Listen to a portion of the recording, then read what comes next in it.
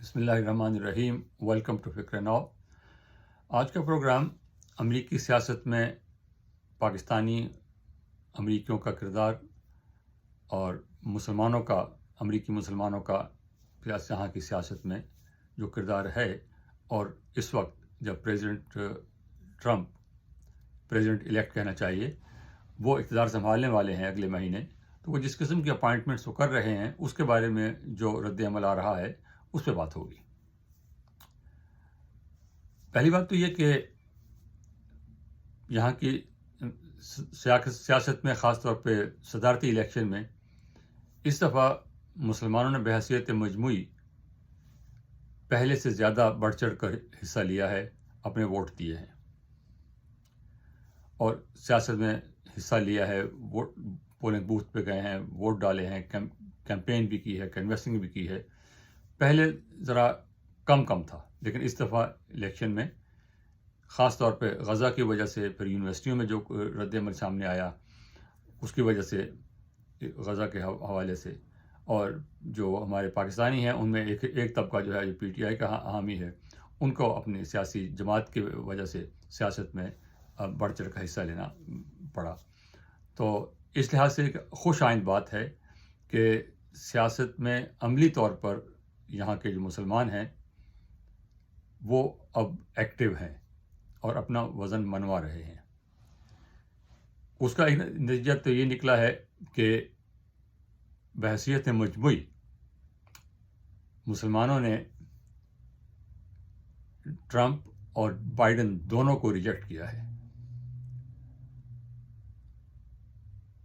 Democrats کا یہ خیال تھا اور رہا ہے ہمیشہ سے کہ مسلمان ہیں اور باقی مائنورٹیز جو ہیں وہ تو ہماری جیب میں ہیں، وہ ہمیں ہی ووٹ دیں گے.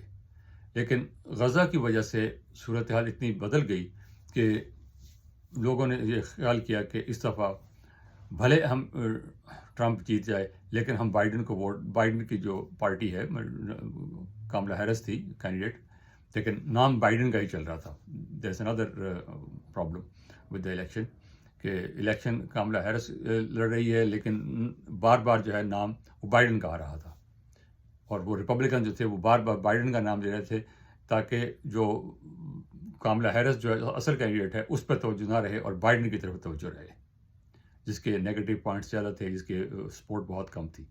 تو یہ طریقہ رہا، اور اس کی وجہ سے یہ تھی کہ بائیڈن ایڈمنسٹریشن نے باوجود ہے کہ وہ اندرون خانہ کوشش کرتے رہے کہ وہاں لڑائی ختم ہو یا کم از کم ان کو ہیومینیٹیرین ایڈ جو ملے غزہ میں، لیکن پبلکلی انہوں نے کھل کر سپورٹ کیا، اور جو بھی ان کے لیڈرز تھے وہ نیتن یاہو کو نہیں روک سکے. تو مسلمانوں کا غصہ اس پہ بالکل بجا تھا اور ہے. تو اس پر جو ہے نتیجہ یہ نکلا کہ مسلمانوں کی میجورٹی نے 53% کیئر کے جو رزلٹ آئے ہیں اور جہاں کے اخباروں میں چھاپے گئے ہیں، 53% مسلمانوں نے اور عربوں نے ووٹ گرین پارٹی کو دیا ہے. جل سٹائن، ڈاکٹر جل سٹائن، جو کہ جن کا جیتنے کا امکان بھی کوئی نہیں تھا لیکن بار ان کا نام بیلٹ پہ تھا، تو 53% مسلمانوں نے جو ووٹ ہیں وہ جل سٹائن کو دیے ہیں. اس میں پاکستانی بھی شامل ہیں، عرب بھی شامل ہیں، ترک بھی شامل ہیں، دیگر ملیشین، انڈونیزین مسلمان جہاں کا بھی ہیں، انہوں نے ووٹ جو ہیں وہ جل سٹائن کو دیے ہیں. اس کے بعد جو ہے وہ 21% ووٹ جو ہے وہ ٹرمپ کو ملے ہیں، اور 20% ووٹ جو ہیں وہ کاملا ہیرس کو ملے ہیں. تو ٹرمپ کے لیے یہ 21% ووٹ مسلمانوں کے لینا بھی کامیابی ہے. اور اس میں یہ خیال رہے کہ جو ہمارے پی ٹی آئی کے ڈائی ہارڈ لوگ ہیں، لیکن اس میں بھی جو اکثریت لوگ ہیں انہوں نے پھر جل سٹائن کو ووٹ دیا ہے، اور لیکن ڈائی ہارڈ لوگ جو ہیں پی ٹی آئی کے، جنہوں نے پیسے دیے ٹرمپ کو کے لیے کمپین کیا، اس کو فنڈنگ کی، اور پیک کے نام سے ایک ادارہ بنایا جو کہ پیسے اکٹھے کر کے ان کی الیکشن کیمپین میں دے گا، اور اس کے جو لوگ ہیں انہوں نے ظاہر ہے کہ انہی کو ووٹ دیے ہوں گے کیونکہ وہ تو کھل کے اس کی سپورٹ کر رہے تھے. تو اس کے باوجود بھی ٹرمپ کے ووٹ 21% سے زیادہ نہیں ہوئے، لیکن پہلے کی نسبت یہ بہت اس کی امپرومنٹ ہے. بلکہ ہوا یہ ہے کہ جو جیوز ہیں، یہودی ہیں یہاں کے، انہوں نے ووٹ ٹرمپ کو نہیں دیا، کیونکہ وہ یہودی جو ہیں عام طور پہ ڈیموکریٹس کے ساتھ رہے ہیں، کیونکہ وہ ریلیجس مائنورٹی ہیں، اور ان کو جو ہے وہ ریپبلکنس کو ووٹ نہیں دیتے. کم لوگ ہیں جو ریپبلکنس کو ووٹ دیتے ہیں. اس دفعہ وہ یہ ہے کہ جتنی تبدیلی آئی ہے ووٹنگ میں، جیوز کی پرسنٹیج میں کمی آئی ہے ٹرمپ کے لیے، اور مسلمانوں کے ووٹ میں بڑھوتری آئی ہے ٹرمپ کے لیے. یہ ایک بہت بڑی تبدیلی ہے یہاں پر. اگرچہ اس کا نیشنل لیول پہ خاص اثر نہیں پڑتا، کیونکہ نمبر جو ہے بہت تھوڑا ہے مسلمانوں کا بھی اور جیوز کا بھی، لیکن ایک فرق کانسٹیچوئنسیز میں کئی جگہ فرق پڑتا ہے. جیسا کہ مشیگن میں، ڈیئر بورن میں، جہاں پر کہ عربوں کی اکثریت ہے، ان علاقوں میں فرق پڑا ہے. اور وہاں پر جو ہے باقی ملک میں مسلمانوں نے جو ووٹ دیے ہیں وہ 86% کے قریب لوگ جو ووٹ رجسٹرڈ ووٹر ہیں انہوں نے ووٹ کاسٹ کیے ہیں. یہ بھی بڑی امپرومنٹ ہے. لیکن مشیگن میں جو مسلمانوں نے ووٹ کاسٹ کیے ہیں وہ 92% ہے، جو کہ بہت بڑی تعداد ہے. اور اتنی تعداد کسی بھی مائنورٹی میں، کسی بھی گروپ میں اتنی بڑی تعداد نے ووٹنگ نہیں کی ہے. لیکن اس دفعہ مسلمانوں نے 86% کی ہے نیشنل لیول پہ، اور مشیگن کی حد تک جو ہے وہ کی ہے 92%. اب اس وقت جو اپائنٹمنٹس ہو رہی ہیں اس میں جو ہے خاص طور پہ آج جس اپائنٹمنٹ کا اعلان کیا گیا رچرڈ گرینل کا، رچرڈ گرینل نے مسلمانوں کے لیے، پاکستانیوں کے لیے، ان کے ووٹ حاصل کرنے کے لیے کام کیا.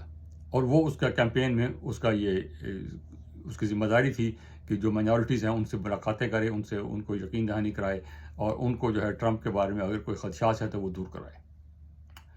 تو ہمارے جو پی ٹی آئی کے جو لوگ ہیں یہاں پر، خاص طور پہ جو ٹیکسس میں جو گروپ ہے پاک پیک، جنہوں نے اس سے پہلے بھی لابنگ فرم ہائر کی تھی اور اس کو $50,000 اپ فرنٹ دیا اس کو کہ ہمارے لیے کام کرو، اور صرف 45 دن کے لیے $50,000 اس کو دیے انہوں نے.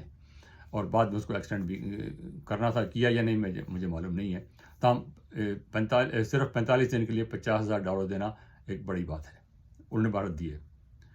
تو اس شخص سے ملاقات ہوئی اور اس نے یقین دہانی ان کو کرائی کہ ہم پاکستان، اور ان کو یہ کہا گیا پاکستان میں جمہوریت جو خطرے میں ہے، پاکستان میں جو ہے بڑا ظلم ہو رہا ہے اور انسانی حقوق کی پامالی ہو رہی ہے، سیاسی قیدی بہت زیادہ ہیں، عمران خان ایک سیاسی قیدی ہے، اس کے لیے کام کریں.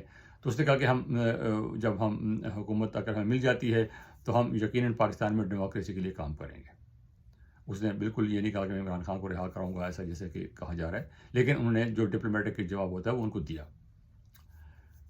جس طرح انہوں نے عربوں کے ساتھ بھی میل ملاپ کیا اور عربوں کے سے بھی ووٹ انہوں نے لیے. تو یہ رچرڈ گرینل کی کامیابی ہے کہ اس نے پاکستانیوں کے اور مسلمانوں کے ووٹ جو ہیں وہ اس طرف لانے کی کوشش کی ہے. اگرچہ اگین 21% سے زیادہ ووٹ نہیں مل ٹرمپ کو مسلمانوں کے، اور 53% ووٹ جو ہیں وہ پی ٹی آئی کے بھی اور دیگر پاکستانیوں کے بھی اور عربوں کے بھی وہ جل اسٹائن کو گئے ہیں، جس کے جیتنے کا کوئی امکان نہیں تھا، لیکن لوگوں نے صرف پروٹیسٹ کے طور پہ ادھر ووٹ دیا ہے. اب رچرڈ گرینل کا جو اپوائنٹمنٹ ہے اس کے لیے جو پریزیڈنٹ الیکٹ ٹرمپ نے جو ٹویٹ کیا ہے اس میں انہوں نے یہ کہا ہے کہ وہ نارتھ کوریا اور وینزویلا کے لیے ہمارے اسپیشل انوائے ہوں گے. اس میں کوئی ذکر نہیں ہے کہ پاکستان کا کسی اور ملک کا ذکر نہیں ہے. اور دوسرے کہ ہاٹ سپاٹس وہ ہوتے ہیں جہاں پر کہ کوئی جنگ ہو رہی ہو، یا کہیں اکنامک سچویشن ایسی ہو، یا جہاں پر کوئی قحط پڑا ہوا ہو، یا جہاں پر کہ امریکہ کے انٹرسٹ جو ہیں وہ ہرٹ ہو رہے ہوں. اب سوال یہ ہے کہ اگر یہ لوگ امید یہ لگائے بیٹھے ہیں کہ رچرڈ گرینل جو ہے وہ عمران خان کو رہا کرائیں گے، تو سوال یہ ہے کہ عمران خان ان کے لیے کیا کریں گے. یہاں اگر کسی جگہ پہ انٹرویو دینے جاتے ہیں جاب کے لیے تو کمپنی والے سب سے پہلے پوچھتے ہیں ہمارے لیے کیا کریں گے. تو عمران خان کی اگر حکومت آتی ہے، عمران خان کو ٹرمپ صاحب جو ہیں وہ جا کے وزارت میں بٹھا دیتے ہیں، تو وہ کون سا ایسا کام کریں گے جو اس وقت پاکستان کی جو ملٹری یا سول لیڈرشپ ہے وہ امریکہ کے نہیں کر رہی، اور عمران خان آگے کریں گے. اور عمران خان کے آنے کے بعد کیا فوج جو ہے وہ مائنس ہو جائے گی. تو یہ اس بات پہ غور کرنا چاہیے کہ یہ بچگانہ باتیں نہیں کرنی چاہیے اور میچورلی سوچنا چاہیے. اور حکومت کے تبدیلیوں سے، یہ رچرڈ گرینل کے کہنے سے پاکستان کے سیاسی حالات تبدیل نہیں ہوں گے. Thank you. خدا حافظ.